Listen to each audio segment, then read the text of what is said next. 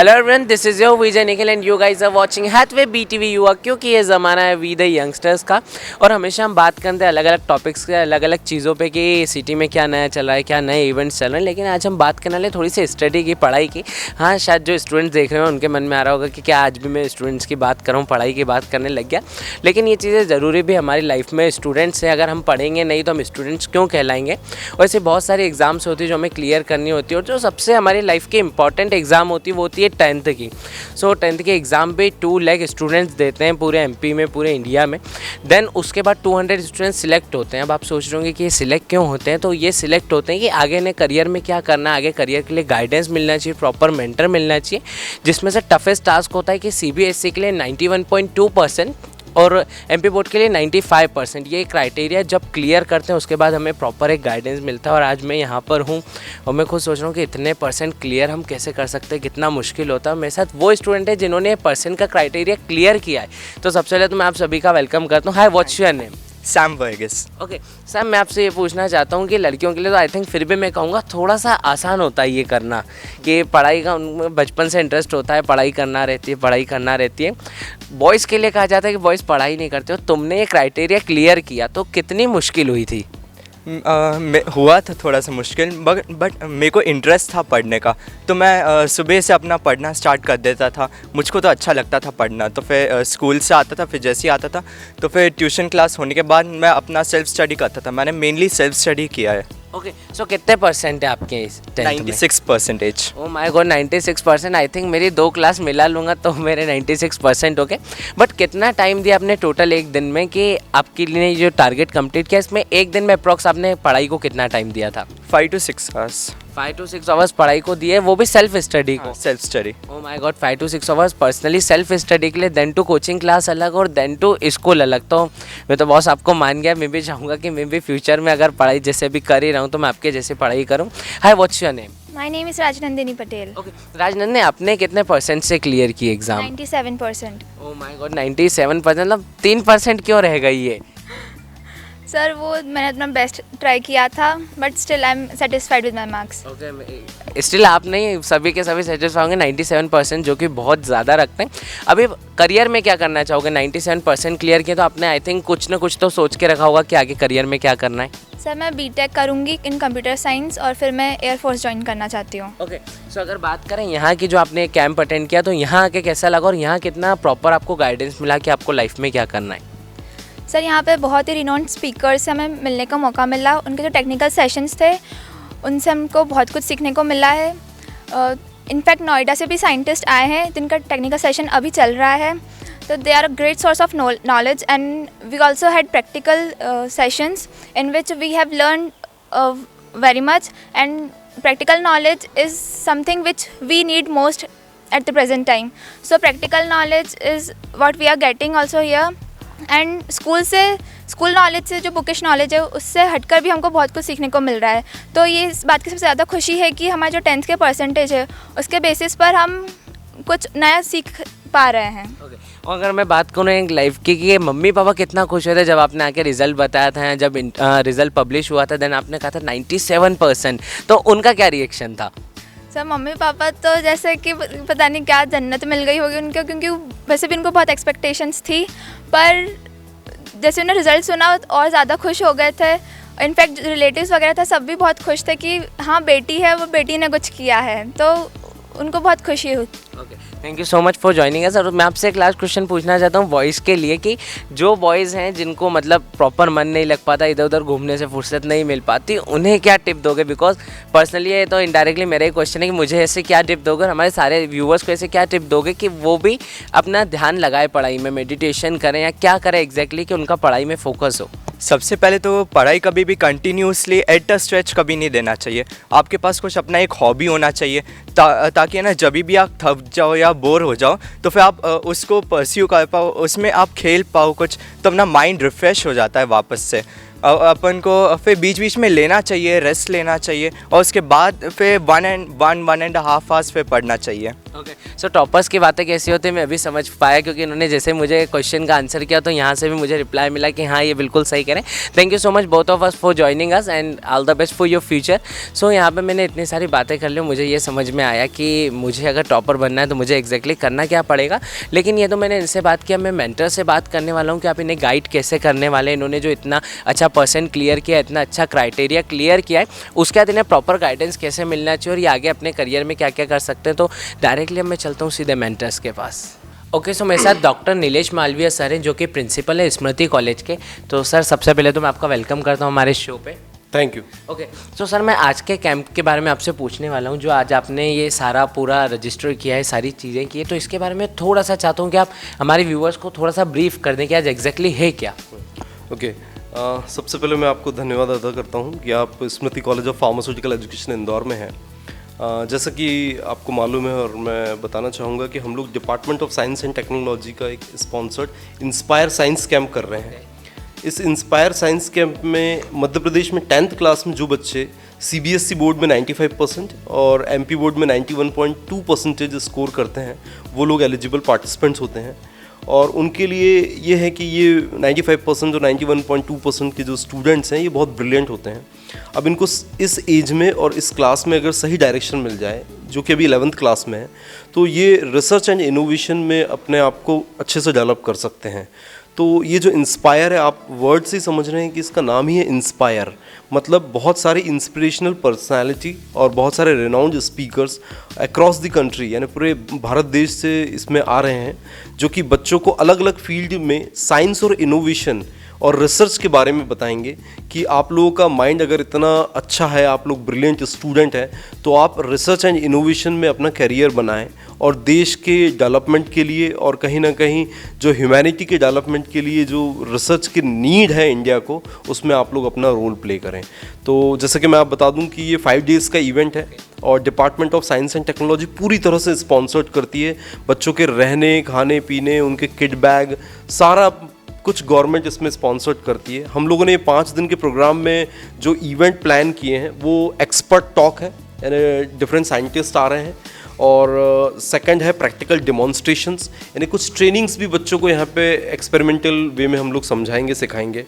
Expert के साथ उनका 1-to-1 इंटरेक्शन है। इट मीन्स वो फुल डे यहाँ पे एक्सपर्ट के साथ रहते हैं और उनको जो भी क्वेरी है, जिस भी फील्ड से रिलेटेड क्वेरी है, वो लोग पूछ सकते हैं और अपने प्रॉब्लम्स के सोल्यूशन ले सकते हैं। कुछ साइंस बेस्ड कॉम्पिटिशन भी किए हैं ताकि उनमें कॉम्पिटेंसी की फीलिंग डेवलप हो। और वॉक एंड टॉक, यानी कि आपस में और मेंटर्स के साथ वो पूरा टाइम एंजॉय करें और लर्न बाय फन के कंसेप्ट पे सीखें। मीन्स इनडायरेक्टली कहा जाए, इन शॉर्ट तो जो भी स्टूडेंट्स हैं उनके लिए एक तरह से कैंप भी हुआ, क्योंकि 5 डेज अपने फ्रेंड्स के साथ एंजॉय करने को भी मिलता है। देन तो ये भी पता चलता है कि इंडिया में हमारे इतने ब्रिलियंट स्टूडेंट हैं, तो उन्हें एक प्रॉपर गाइडेंस भी मिल जाता है कि आफ्टर 10th उन्हें कैसे स्कोप मिल सकता है, कैसे वो आगे बढ़ सकते हैं। सो सर मैं पूछना चाहूँगा, 10th के बाद तो जैसा आपने बताया गाइडेंस मिलता है, लेकिन 10th के पहले भी बच्चों को ट्रेन होना पड़ता है, because 91% 95% is not a normal job की एक नॉर्मल स्टूडेंट कोई भी कर सकता है। तो उन्हें आप क्या एडवाइस करना चाहेंगे, उन्हें आप कैसे ट्रेन करना चाहेंगे? कि अगर मैं खुद की भी बात करूं तो मेरे भी परसेंट कभी कभार कम हो जाते थे, सो आप कैसे उन्हें ट्रेन करते हैं 91% 95% तक के लिए वो मेहनत कर पाएँ?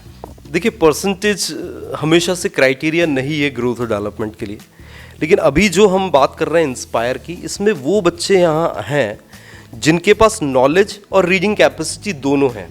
अब हमको उनको मोटिवेट करना है रिसर्च और इनोवेशन के लिए।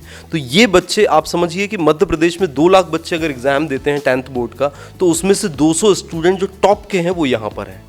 अब जो बाकी के बच्चे हैं, डेफिनेटली उनका भी माइंड अच्छा है, वो भी बहुत अच्छा कर रहे हैं, लेकिन 91.2 और 95% जो स्कोर करता है वो रिसर्च और इनोवेटिव माइंड है।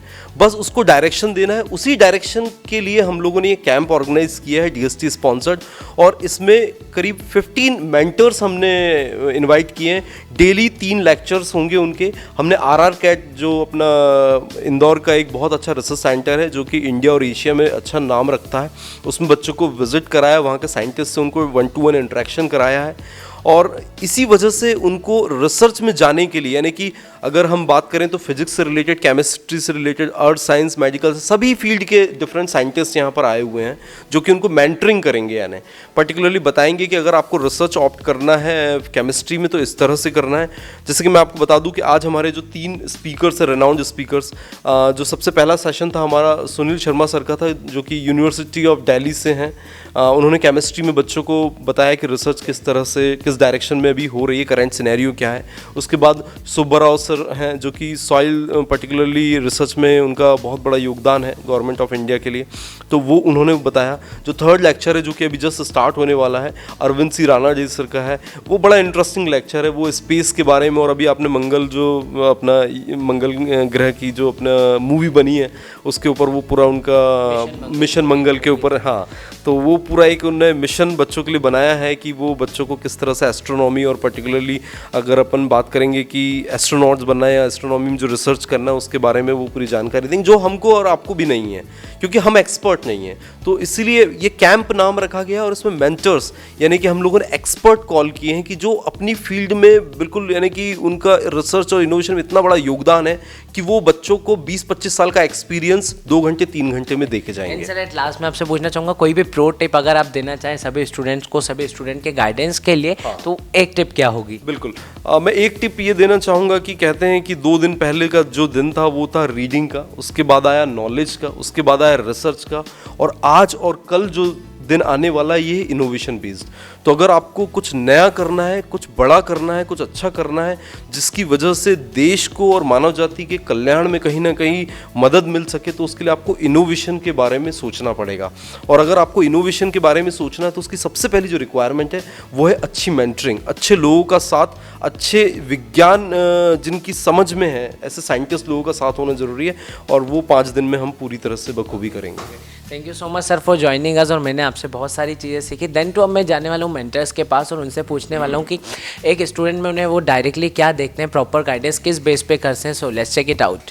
ओके, सो मेरे साथ अरविंद सर है। सबसे पहले तो सर मैं आपका वेलकम करता हूँ। धन्यवाद। ओके, एंड सर मैं ये पूछना चाहता हूँ, सबसे पहले तो मैं आपकी फील्ड पूछना चाहता हूँ कि आप किस फील्ड में भी बच्चों को गाइड करने वाले हैं? जैसे अभी नीलेश जी ने आपको बताया कि इंस्पायर कैंप एक ऐसा कैंप है कि जिसमें जो विद्यार्थी, जैसे उन्होंने कहा कि यहाँ पे कैंप में आने के लिए कैसे प्रतिभाओं को चयन किया जाता है, ऐसे विद्यार्थी जब इस कैंप में आते हैं तो इस कैंप में उनको उनके भविष्य के लिए कौन से फील्ड में जाना उचित रहेगा और कौन से ऐसे सवाल हैं कि जो अनसुलझे हैं, ताकि वो अपने करियर के लिए भी उसको चूज़ कर सकते हैं।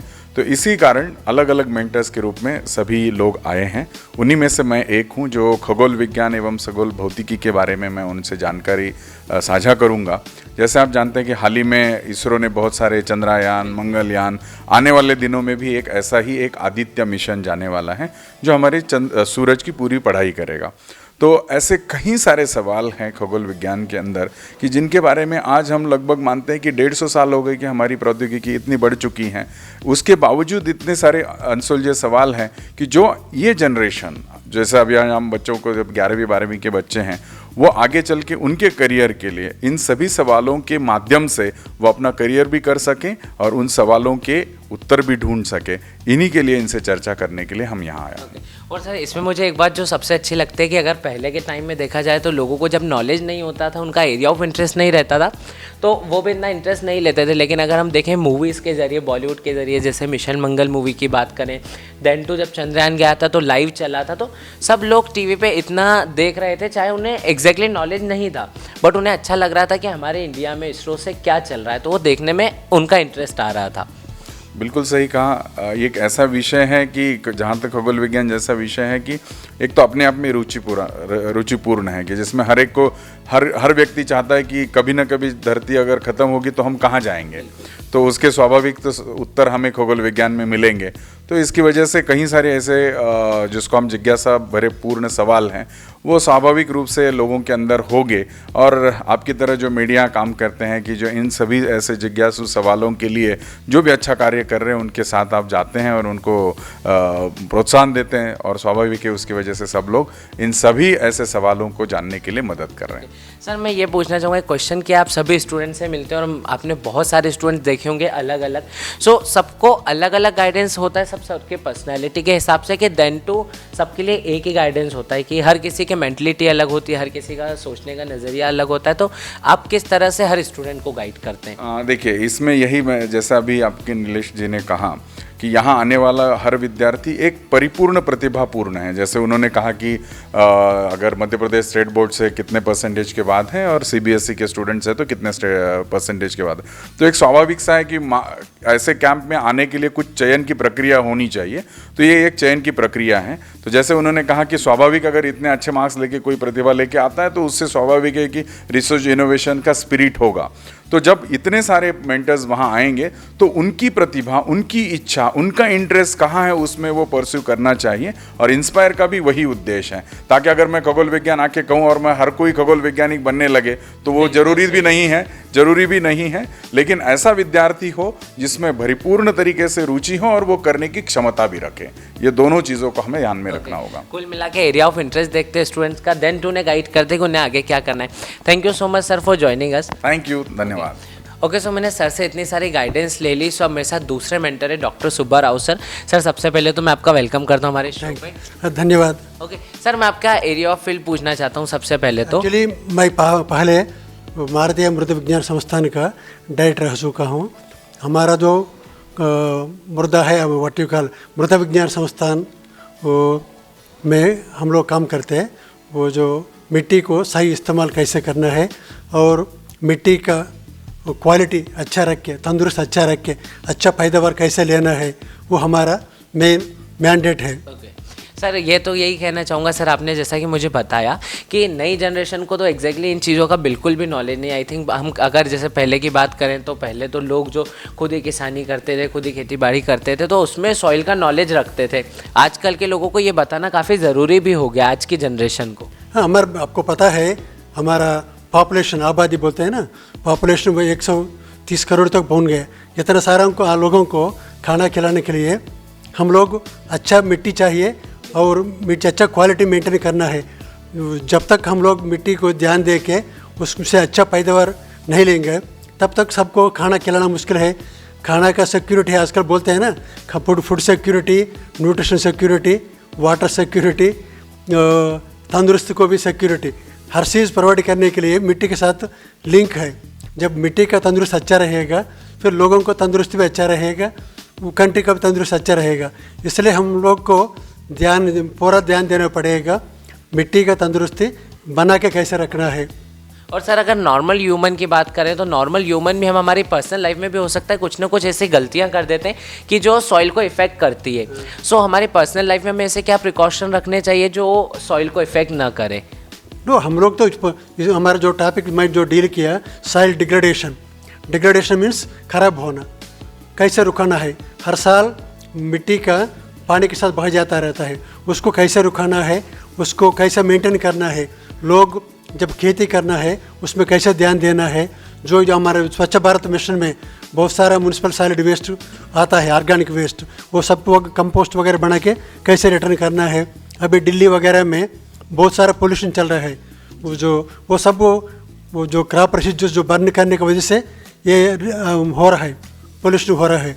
वो जब उसको रिज्यूस को सही इस्तेमाल करके खेती में वापस अच्छी तरह ले जाने तो बिना जला के फिर खेत का तंदुरुस्ती बढ़ जाएगा और लोगों को तंदुरुस्ती भी अच्छा रहेगा। और सर आप स्टूडेंट्स को तो इतना अच्छा गाइड करते हैं, लेकिन हमारे जो व्यूअर्स बैठे हुए हैं शायद उन्हें भी इस चीज़ के बारे में नॉलेज ना हो, तो आप उन्हें क्या गाइड करना चाहेंगे? नो, जो लोग देख रहे प्रोग्राम, हम लोग जो भी वेस्ट पैदा करते हैं घर में या खेत में या कहीं भी वेस्ट को वेस्ट मत सोचना।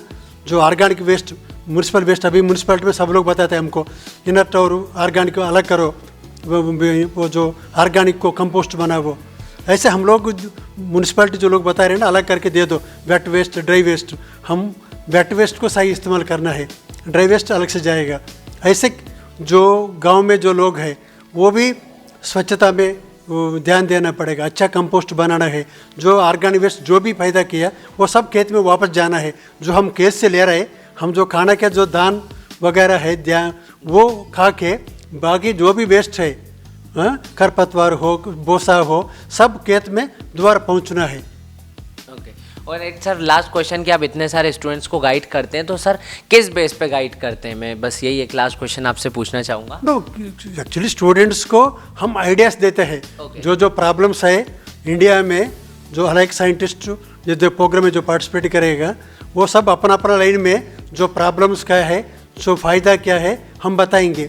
जो स्टूडेंट मेरिटोरियस स्टूडेंट्स है ज़्यादातर लोग, वो लोग अपना ग्रैस्प करेगा किस में अपना इंटरेस्ट है, किस में हम आगे जाने, तो उनको भी फ़ायदा हो जाएगा, वो कुछ सीखेगा और आगे कंट्री को भी फ़ायदा हो जाएगा। Okay, so thank you so much sir for joining us. Thank you very much. Okay, so मैंने इतनी सारी बातें सीख ली, इतनी सारी बातें जान ली, मैंने 2 मेंटरों से बात कर ली, लेकिन अब मैं 3rd मेंटर से बात करने वाला हूँ, उनसे जानने वाला हूँ कि वो किस बेस पे स्टूडेंट्स को गाइड करने वाले, किस तरह से मार्गदर्शन करने वाले। ओके सर, मेरे साथ प्रोफेसर सुनील शर्मा सर हैं। सबसे पहले तो सर मैं आपका वेलकम करना चाहता हूँ। धन्यवाद। और सर जो है केमिस्ट्री के फील्ड से हैं, सभी को आज गाइडेंस देने वाले हैं। तो सर मैं पूछने वाला हूँ आज आपके लिए पहला क्वेश्चन कि किस तरह से आप गाइड करेंगे, because chemistry is a toughest subject. अगर मैंने भी जब केमिस्ट्री पढ़ा था तो मुझे लगता था जो सबसे टफ सब्जेक्ट है मेरे लिए वो केमिस्ट्री है। मैं इस बात से पूर्ण तरह सहमत नहीं हूँ। सिर्फ ये है कि टीचिंग जो आपका लर्निंग मेथड है वो थोड़ा सा इम्प्रूव हो जाए तो केमिस्ट्री बहुत सरल हो जाती है। और मैंने आज बच्चों को ग्रीन केमिस्ट्री के बारे में थोड़ा सा शेयर करना चाहता हूँ, क्योंकि ये एक ऐसा मुद्दा है जो पूरे भारतवर्ष के पूरे ब्रह्मांड को, हमारा और पूरे इंडिया, मतलब पूरे वर्ल्ड को प्रभावित कर रहा है। और आप देखते हैं कि पोल्यूशन बहुत ज़्यादा बढ़ गया है और सभी की जिम्मेवारी है कि हम लोग कैसे पोल्यूशन कंट्रोल करें। तो एज ए केमिस्ट मैंने उनको बताया कि हम लोग कैसे कुछ ग्रीन रिएक्शंस यूज़ कर सकते हैं, ग्रीन मेथड्स यूज़ कर सकते हैं, जिससे कि हम लोग जो टॉक्सिक केमिकल्स और एजेंट्स हैं उनका यूज़ ना करें। और उसके संदर्भ में मैंने बताया कि हम लोग एंजाइम्स को बहुत अच्छे ढंग से यूज़ कर सकते हैं कोई भी केमिकल रिएक्शन करने के लिए। उससे हम लोगों के एनर्जी की भी खपत कम होगी और हम लोग टॉक्सिक केमिकल्स के यूज़ से भी बचेंगे। तो ये एक मुद्दा बताया। दूसरा मैंने उनको बताया कि जो ड्रग डिलीवरी एजेंट्स के बारे में, कि जो दवाइयाँ होती हैं वो दवाइयाँ कई बार क्या होता है कि प्योर नहीं होती, तो उनका क्या प्रभाव होता है और FDA के क्या रेगुलेशंस हैं। और ड्रग डिलीवरी एजेंट्स के बारे में बताया कि ड्रग डिलीवरी एजेंट्स कैसे सहायक हो सकते हैं। ड्रग डिलीवरी एजेंट के यूज़ करने से हम लोग ना ही तो दवाई की मात्रा कम कर सकते हैं, बल्कि छोटी मात्रा को ज़्यादा देर तक ब्लड में रख सकते हैं, जिससे क्या हुआ कि टॉक्सिसिटी उनकी कम हो जाएगी और पेशेंट को भी अच्छा रहेगा।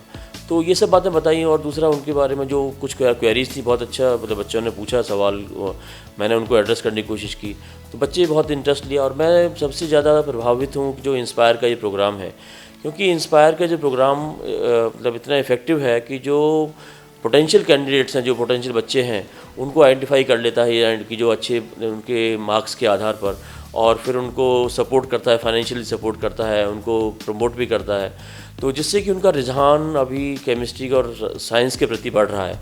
तो मैंने तो ये देखा कि इसका काफ़ी अच्छे रिजल्ट्स आ रहे हैं पिछले कुछ सालों में, और काफ़ी बच्चे अब उत्सुक हैं साइंस करने के लिए। और अभी सिर्फ हमको यही है कि हमको एफर्ट्स करने पड़ेंगे कि बच्चे और ज़्यादा से ज़्यादा बच्चे इस फील्ड में आएँ, साइंस के बारे में आएँ और अच्छा काम करें। और देश का भविष्य जो उसी में है कि जब हम लोग अच्छी साइंस करेंगे, अच्छा रिसर्च करेंगे, अच्छी इनोवेशन करेंगे, जैसे डॉक्टर नीलेश जी ने बताया। क्योंकि किसी भी कंट्री का जो बेस है वो इनोवेशन पर है। यदि हम लोग अच्छी इनोवेशन करेंगे तभी हम लोग आगे बढ़ पाएंगे, तभी हम लोग विकसित देशों से मुकाबला ठीक से कर पाएंगे। तो यही मेरी। सर मैं एक क्वेश्चन पूछने वाला हूँ, केमिस्ट्री में जो आई थिंक मिथ भी है यहाँ बहुत सारे लोगों को क्लियर नहीं है, क्योंकि अगर स्टूडेंट्स की हम बात कर रहे हैं तो 11-12 तक हमें यही कन्फ्यूज़न रहता है। कई लोग आके हमें कहते हैं कि थ्योरी पढ़ो, ज़्यादा नॉलेज उसमें है, उससे सब क्लियर होगा, और देन कई लोग कहते हैं कि आप प्रैक्टिकल करो, उससे सब क्लियर होगा। बट एग्जैक्टली ज़्यादा इंपॉर्टेंस किसकी है सर, कभी भी क्लियर नहीं हो पाता है। नहीं, दरअसल में ये कहना गलत है कि थ्योरी इंपॉर्टेंट है या प्रैक्टिकल इंपॉर्टेंट है, क्योंकि ये दोनों चीज़ें आपस में मिक्स हैं। आपको बेसिक नॉलेज होनी चाहिए, वो थ्योरी से आएगी, और जब एक्सपेरिमेंट करते हैं तो आपके वो मतलब कॉन्सेप्ट्स क्लियर होते हैं। अदरवाइज़ क्या होगा कि थ्योरी पढ़ने से आपको समझ ही नहीं आएगी। जब प्रैक्टिकल करते हैं तो एक समझ हो जाती है और परमानेंट आपको उसकी इन्फॉर्मेशन दिमाग में बैठ जाती है कि ओके, इस थ्योरी को हमने ऐसे पढ़ा और इसका एप्लीकेशंस हैं। तो दोनों ही चीज़ आपस में जुड़ी हुई हैं, तो एक चीज़ को फोकस करना तो गलत होगा। और ये शायद हमको इम्प्रूवमेंट भी करना पड़ेगा कि प्रैक्टिकल नॉलेज में हम थोड़ा सा अभी कमज़ोर हैं। हम थ्योरी में बहुत अच्छा बच्चों को सिर्फ पढ़ाते हैं, लेकिन प्रैक्टिकल नॉलेज ज़्यादा नहीं दे पाते। तो मेरा तो सभी जो अध्यापक गण हैं जो कि इस प्रोग्राम को देख रहे हैं और जो स्टूडेंट्स भी हैं, यही कहना चाहूँगा कि प्रैक्टिकल नॉलेज भी उतनी ही इम्पॉर्टेंट है, तभी हम लोग एक अच्छा मतलब कोई प्रोजेक्ट डेवलप कर सकते हैं। ओके और सर उन्हीं स्टूडेंट्स के लिए जो हमारे व्यूवर्स हैं जिन्होंने केमिस्ट्री सब्जेक्ट लिया है, जो केमिस्ट्री के ऊपर पूरी रिसर्च कर रहे हैं, पढ़ाई कर रहे हैं, उन्हें आप क्या टिप देना चाहेंगे? मैं यही कहना चाहूँगा कि किसी भी फील्ड में जाने के लिए आप उसकी तह तक जाना पड़ेगा। जब कोई भी सिर्फ हम लोग डिग्री इसलिए ना लिए जाए कि सिर्फ डिग्री लेनी है और जॉब के लिए अप्लाई करना है, तो उससे फिर नॉलेज नहीं गेन होती। आप नॉलेज गेन करेंगे तो जॉब अपने आप मिलेगी। अब आप ये सोचेंगे डिग्री लेने से नॉलेज में नौकरी मिलेगी, वो गलत है। आप किसी भी साइंस में किसी फील्ड में जाते हैं, उसकी तह में जाइए। उससे आपके क्या होगा कि आपके कॉन्सेप्ट क्लियर हो जाएंगे और आप जिन लोगों से इंटरेक्ट करेंगे, जो आपके पड़ोस में भी होंगे, जो बच्चे होंगे, तो उनसे भी इंटरेक्ट करेंगे तो आप उनको भी वो नॉलेज ट्रांसफ़र कर सकते हैं। यही मैं कहना चाहूँगा। Thank you so much sir for joining अस। और मैंने बहुत सारी बातें सभी मेंटर से सीखी और इतनी सारी चीज़ें सीखने के बाद मुझे ये पता चल गया कि आपने भी बहुत सारी चीज़ें जान ली होगी। तो अब आपको क्या करना है, आपको मुझे फीडबैक देना है feedback@gmail.com पे, और मैं यहाँ से जाता हूँ और बहुत सारी चीज़ें अटेंड करने वाला हूँ। So on this note, this is your Vijay Nikhil signing off with the camera person Mahesh Singh ji. But you guys keep watching Hathway BTV, क्योंकि ये ज़माना है वी द यंगस्टर्स का।